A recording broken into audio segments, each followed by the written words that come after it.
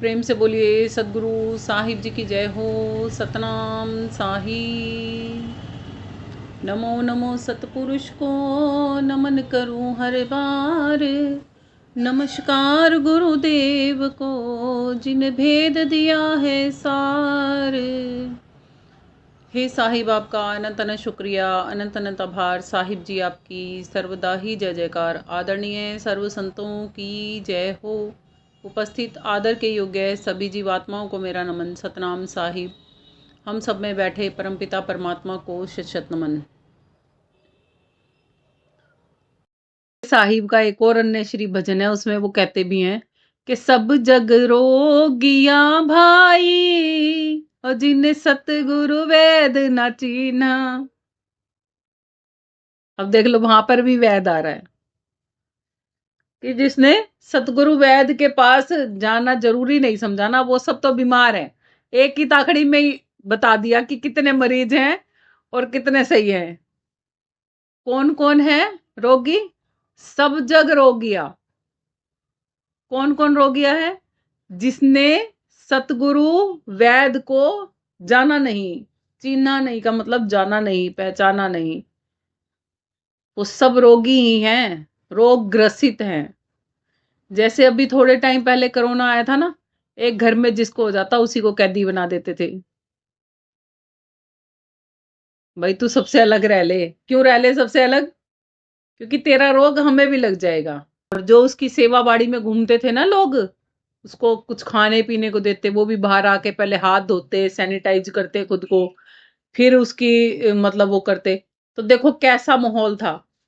Corona काल से भी हमने अगर एक सीख ली होती ना, तो बहुत कुछ सीख सकते थे। उस समय पर मेरे पास एक बात आई थी कि करो ना करो ना, दुनिया कहती है, क्यों ना भक्ति को कर लिया जाए। अब तो समय आया ना, मालिक भी कह रहा है अब तो कर ले बंदे, करो ना इस काम को, कर लो। बहुत समय बिता दिया, अब भी नहीं किया तो फिर पछताओगे। अब समय है, अब कर लो। तो क्या करो? भक्ति करो। भक्ति अब तो कर लो ना। तो इसी का मतलब समझो कि करो ना। अगर अभी भी नहीं करा ना, तो फिर 84 में भरना भरना पड़ेगा। और हर घर में तब डॉक्टर भी नहीं आते थे। तब हम किस चीज पे आ गए थे? वही अपने देसी नुस्खों पे दोबारा से आ चुके थे। परमात्मा हमें हर समय कुछ ना कुछ समझाता है, मगर हम कब क्या समझ पाते हैं और कितना समझ पाते हैं, उसी पे ही हमारा आगे का समय निर्भर करता है। कुछ लोगों ने तो कोरोना से सीख ली, कुछ लोग आज भी वहीं के वहीं हैं, जड़ता में। कितनों ने भक्ति अपनाई। ज्यादातर तादाद में आज भी भक्ति विहीन ही मिलेंगे लोग आपको। जो कहते हैं ना प्राकृतिक आपदाएं आती हैं, ये आपदाएं क्या दिखाती हैं? कि मानव जीवन क्षण भंगुर है। कोई वजूद नहीं है इस मानव जीवन का। जिस आपाधापी में ये मानुष घूम रहा है ना, चलता कब बचपन से हम चलाते हैं ना, बच्चे को पढ़ ले, किस लिए पढ़ाते हैं? कि अच्छी नौकरी मिल जाएगी, फिर अच्छी शादी कर देंगे, अच्छा घर बार हो जाएगा, अच्छी पत्नी आ जाएगी, लड़की के लिए अच्छा पति आ जाएगा, है ना, उसका घर संसार अच्छा बस जाएगा, उसके बच्चे अच्छे होंगे, उनको वो अच्छी शिक्षण दे सकेगी। सब चीजें किस लिए कर रहे हैं? कि आखिरकार में उसे क्या मिलेगा? इतना सब कुछ करने के बाद क्या मिलेगा? सुख मिलेगा, शांति मिलेगी, पीस मिलेगा और सुकून मिलेगा, इसलिए कर रहे हैं ना ये प्रथम दिन से। अब हम अपने आप से पूछ के देखें तो, कि हम भी तो प्रथम दिन से वही करते आए हैं ना।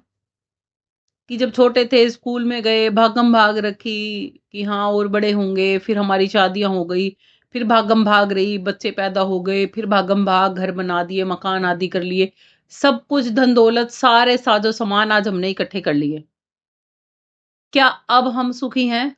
क्या हम कह सकते हैं कि हम सुखी हैं? हमारा जीवन हर एक चिंताओं से मुक्त है और हम शांति और पीस और सुकून में मस्त हैं। मौज हो रही है मालिक की, कह सकते हैं हम। अब क्या हो गया? अब बच्चे बड़े हो गए, अब इनकी शादियां करनी है, अब फिर ये देखना है कि उनके बच्चे भी हो जाएं हमारी जिम्मेवारी, और फिर क्या कहते हैं, अपनी जिम्मेवारी निभा के बंदा बस चला जाए, फिर बुढ़े ढेरों का कोई काम नहीं है इस दुनिया में। अरे कौन सी जिम्मेवारी थी, कैसी जिम्मेवारी थी? क्या इस दुनिया में इसीलिए आए थे? आए जब बचपन में थे, जब अक्ल थी नहीं, तो बड़े हुए तो फिर शादी कर दी घर वालों ने, तब भी इतनी अकल नहीं थी। फिर वो 5-4 बच्चे पैदा कर लिए, अब उनको पालने पालने में अकल ही नहीं पता लगा। कहते हैं बंदा इतना बड़ा हो जाता है, तमाम उम्र संभलते संभलते बीत जाती है, संभलना ही नहीं आता उसे।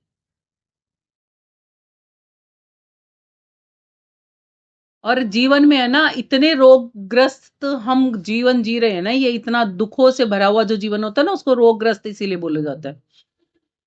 अगर कोई सतगुरु वैद ऐसा मिल जाए ना, जो हमारी नब्ज देख के बता दे, तू एक जन्म से नहीं, ए आत्मा तू तो कई जन्मों से ऐसे पीड़ित घूम रही है,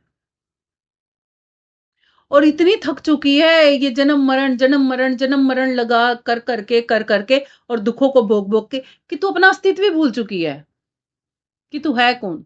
फिर प्रॉब्लम ये है कि हम उस पर भरोसा नहीं करते जल्दी से।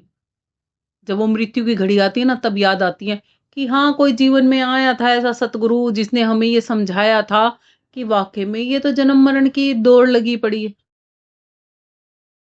उस पल पे जब वो मृत्यु बिल्कुल सामने खड़ी है, उस घड़ी पे अगर आपको वो बात याद भी आ जाएगी, तो आपको क्या लाभ देगी? इसीलिए कहा जाता है समय रहते ही संभलना जरूरी होता है। समय हाथ से निकलने के बाद संभले तो फिर क्या ही संभले।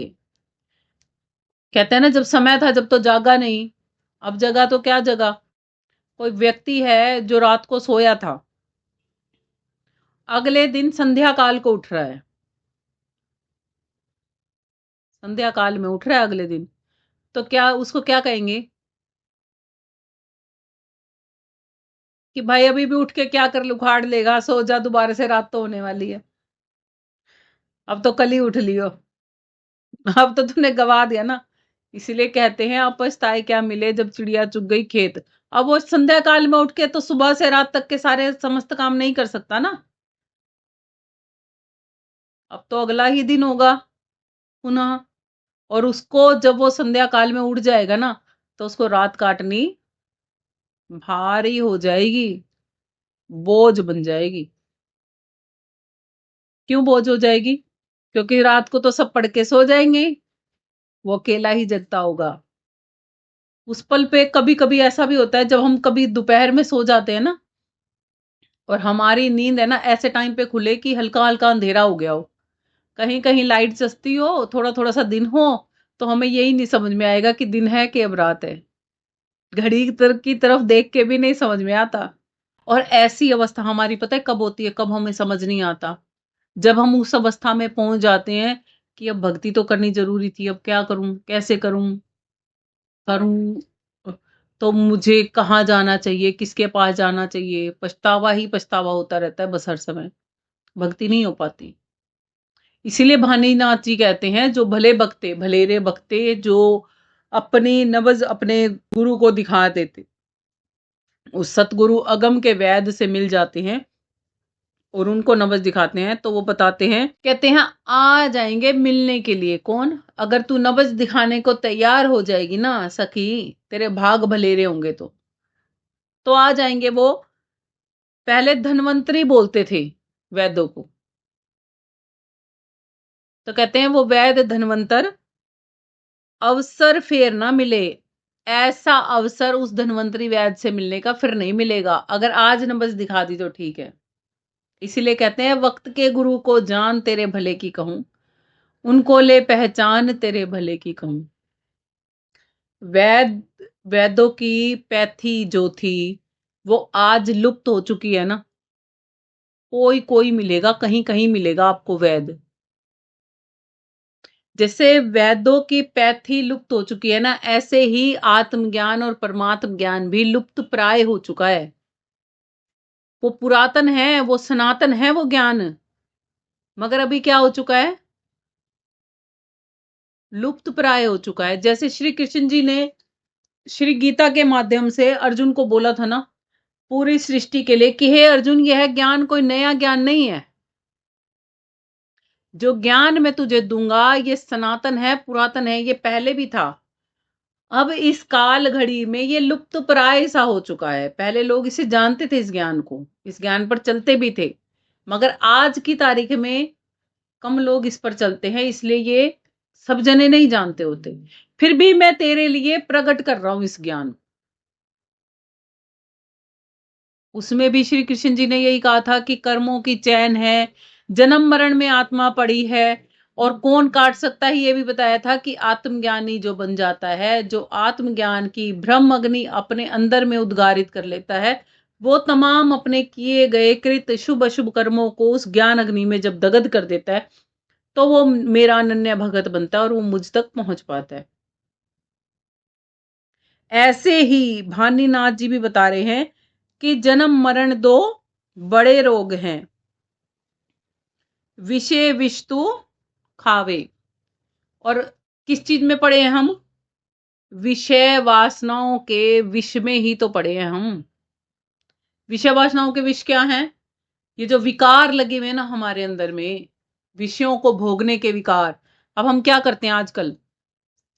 सभी घरों का, सभी जगहों का यही हाल है। कोई नहीं चाहता कि हमारा घर का बंदा या व्यक्ति विशेष या लड़की हो या लड़का हो कि कोई संत महात्मा, कोई ज्ञानी ध्यानी बन जाए। सब क्या चाहते हैं? गृहस्थी बसा लें, गृहस्थी बसा लें, गृहस्थी बसा लें, नोट जोड़ ले, नोट जोड़ ले। नोट जोड़ के क्या वो साथ में जाते हैं? ऊंचे पद साथ में जाते हैं, महल अटारी साथ में जाते हैं। कहते भी हैं पड़े रहेंगे तेरे महल दुहैले, फिर भी तृष्णा अड़ी रही। क्या लेके जाओगे साथ में? आशा तृष्णाओं का भोज, आवागमन का चक्रव्यूह, और वही चक्रव्यूह जिसमें आज हम फंसे पड़े हैं, उसी में अपनी संतानों को भी फंसा रहे हैं। नहीं फंसा रहे? कभी किसी बच्चे को ये कहते हैं क्या रखा है शादी वादियों में, तू बेटा भक्ति कर ले, भक्ति करके पार हो जाइयो? कहते हैं ना। आज इसकी शादी कर दे, कल को उसकी कर दे, परसों उसकी कर दे, चौथे उसकी कर दे, बस इसी उधेड़ बुन में चलते रहते हैं कि खुद ने तो शादी करके पता नहीं कितना सुख भोग लिया। जैसे तो आप तो दुखी दुखी घूमते हैं और अपनी औलादों का भी मतलब वहीं भेज रहे हैं जहां हम दुखी रहे हैं। तो कहते हैं ये जन्म मरण इतने दो बड़े भारी रोग है ना, जो जन्मेगा सो मरेगा जरूर। हाँ, ये जरूर हो सकता है जो मर जाए फिर पुनः जन्म ना हो। वो किसका नहीं होगा? जो संतों की शरण में चला जाएगा उसका नहीं होगा। इसीलिए कहते हैं बहुत बार मर चुके हो, अब की बार ऐसे मरो कि बहुर ना मरना पड़े। विषय का जो ये विष तू चख रहा है ना, इसी से ही ये जन्म मरण के रोग लगते रहते हैं। जो तू चाहे रोग कटाया, कहते हैं अब जो अगर तू रोग कटवाना चाहता है ना, ये अपना ये चाहता है कि मैं इस रोग से मुक्त हो जाऊं, तो क्या करना पड़ेगा? उल्लंघना सिखा देंगे, उससे दूर जाना, उससे उल्टा चलना तुम्हें सिखा देंगे। अब ये लगाओ हमारे सामने ना खाई है, अगर हम खाई की तरफ ही सरकते जाएंगे तो क्या होगा? खाई में गिर जाएंगे ना। अभी सब समझो कि हम खाई में गिर ही रहे हैं, हमारा पैर रपट चुका है और हम गिर रहे हैं। अगर हम किसी को कहें कि हमें बचना है यहाँ से, तो वो क्या करेंगे? हमें पकड़ लेंगे, रस्सी दे देंगे या हमें खींच लेंगे, तो हम उस खाई में से बच जाएंगे, गिरने से। बच जाएंगे कि नहीं बच जाएंगे? ये भी ऐसे ही है। ये संसार सागर एक दलदल की तरह है। अगर बचना चाहते हो ना तो रुकना सीखना पड़ेगा। दलदल में जितना हिलते हैं ना हम, उतना ही अंदर धंसते चले जाते हैं। तो संत जन कहते हैं कि भाई अगर इससे बचना चाहते हो ना तो वो उल्लंघना सिखा देंगे, इससे उलट चलना सिखा देंगे आप, बशर्ते आप सीखना चाहोगे तभी सिखाएंगे। ऐसे ही श्री कृष्ण जी ने श्री गीता में कहा है कि हे अर्जुन, मेरी ये त्रिगुणमयी माया, त्रिभी गुण में भावे ए भी सर्वम इदम जगत, मोहि तम न अभिजानाति माम एवं परम एव्यम। कि हे अर्जुन, सारा प्राणी समुदाय मेरी इस त्रिगुणमयी माया में ही मोहित हो रहा है। वो मुझ अविनाशी को तो जानते ही नहीं। तो अब उनको जानने के लिए क्या करना पड़ेगा? कहते हैं मेरी ये त्रिगुणमयी माया समझने में अत्यंत दुस्तर है, समझ नहीं आती जल्दी से।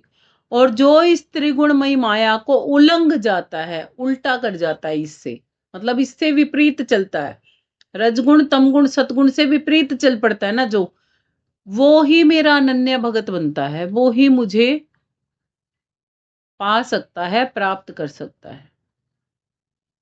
और हम तो चलते ही रजगुण तमगुण सतगुण में है, हम तो उनसे विपरीत चलते ही नहीं है। रजोगुण में चलना क्या होता है? मैं मेरा मेरी में चलना होता है। तमोगुण में क्या होता है? सबको मार देना, काट देना, क्रोधवश सब कुछ करना, तमोगुण की प्रवृत्ति है ये। सतोगुण में क्या होता है? कोई किसी का नहीं, कोई अपना नहीं, कोई पराया नहीं, कोई ये नहीं, कोई वो नहीं, फिर भी अहम आ जाता है। हम अपने आप से ऊपर किसी को कुछ समझते ही नहीं। तो कहते हैं ईश्वर की अंश आत्मा जो होती है ना, सब में एक जैसी होती है। वो छोटे में, बड़े में, ऊंचे में, नीचे में, अच्छे में, बुरे में, सब में एक जैसी होती है। समरसता नहीं आने देता वो, जब सतोगुण हावी हो जाता है हम पे। तो कहते हैं इन तीनों को उलंघ कर जो मेरा भगत अनन्य बनता है, मेरी भक्ति को जानता है, वो मुझ तक आ पाता है। उसके लिए हमें क्या चाहिए? उसके लिए हमें चाहिए सत्य, ज्ञान, विवेक, प्रेम, भक्ति, भाव, शांति, संतोष, धीरज, दया, करुणा, क्षमा, सहनशीलता, त्याग, वैराग्य, निज धर्मी निःकर्मी बनना पड़ता है हमें उसके लिए। अपने सद्गुणों को धारण करना पड़ता है हमें उसके लिए, तब हम वो बन पाते हैं जो हमें हमारा सतगुरु बनाना चाहता है। फिर क्या कर पाएंगे? कहते हैं सतगुरु क्या करता है? 3-5 दम कर राखे, ऐसा व्रत निभावे। कहते हैं ऐसा व्रत करना सिखाता है वो हमें कि 3 गुण और 5 इंद्रियां, 5 विकार कह लो, ये जो 5 हमारे 5 तत्व है ना और 3 गुण हैं, इन सबको बैलेंस करना सिखा देता है। दम करके रखना मतलब कंट्रोल में रखना। हम इनके कंट्रोल में नहीं बहते। कहते हैं मन पांचों के वश पड़ा, मन के वश नहीं 5। जो हमारा ये मन है ना, कि काम क्रोध लोभ मोह अहंकार के चक्रव्यूह में फंसकर इनके पीछे पीछे भागता है, कहते हैं इनको पलटने की शक्ति रजगुण तमगुण सतगुण और 5 जो ये काम क्रोध लोभ मोह अहंकार हैं, विकार हैं, इनसे बचने की शक्ति हमें सतगुरु ही देते हैं। वो ही सिखाते हैं हमें इनसे बचने का नुक्ता। कहते हैं ऐसा व्रत सिखाते हैं हमें कि मन को इनमें जाने से रोकने का मार्ग दिखाते हैं। और वही व्रत होता है सही मायने में। जो बाहर से भूखे मरते रहो ना, वो व्रत नहीं होता। वो तो कहते हैं बांबी कुटे बावरे, सरप ना मारा जावे, मूर्ख बांबी ना डसे, सरप सबन को खावे।